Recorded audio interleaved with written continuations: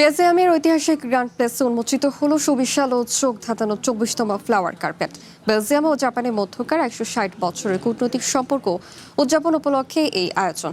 এবারের আসরে প্রাধান্য পেয়েছে জাপানি শিল্পকলা। প্রচণ্ড দাবদাহ সামলাতে ঐতিহ্যবাহী ফুলের পরিবর্তে ব্যবহার করা হয়েছে তাপ সহনশীল 5 লাখ ডালিয়া।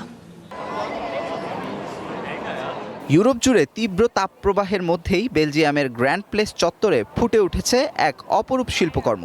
70 মিটার দীর্ঘ এবং 24 মিটার চওড়া স্থান জুড়ে তৈরি করা হয়েছে সুবিশাল ফ্লাওয়ার কার্পেট। বিখ্যাত জাপানি শিল্পী হোকুসাইয়ের শিল্পকর্ম দ্য গ্রেট ওয়েভের আধুনিক রূপায়ণে সাজানো হয়েছে পুরো চত্বর। চলতি সপ্তাহে ইউরোপে তাপমাত্রা 35 ডিগ্রি সেলসিয়াসের কাছাকাছি পৌঁছে যায়। এ কারণে এবার সংবেদনশীল বেগোনিয়া ফুলের বদলে ব্যবহার করা হয়েছে মেক্সিকান প্রজাতির প্রায় 5 লাখ ডালিয়া ফুল। 15টি ভিন্ন জাতের ও 10টি রঙের এই ডালিয়া প্রখর রোদেও দীর্ঘ সময় সতেজ থাকতে সক্ষম। ডালিয়া অত্যন্ত সহনশীল একটি ফুল। মূলত মেক্সিকোর পার্বত্য অঞ্চল থেকে আসা এই ফুলটি ইউরোপের বর্তমান তাপমাত্রা খুব ভালোভাবেই সহ্য করতে পারে।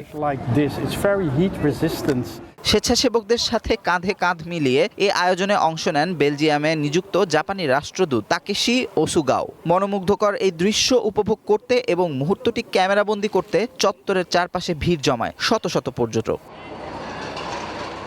আগামী 16 আগস্ট পর্যন্ত দর্শনার্থীদের জন্য উন্মুক্ত থাকবে এই আয়োজন। স্থানীয় সময় প্রতিদিন রাত 9টা থেকে 11টা পর্যন্ত চলবে বিশেষ মেলা। Amanur Rahman, one international desk.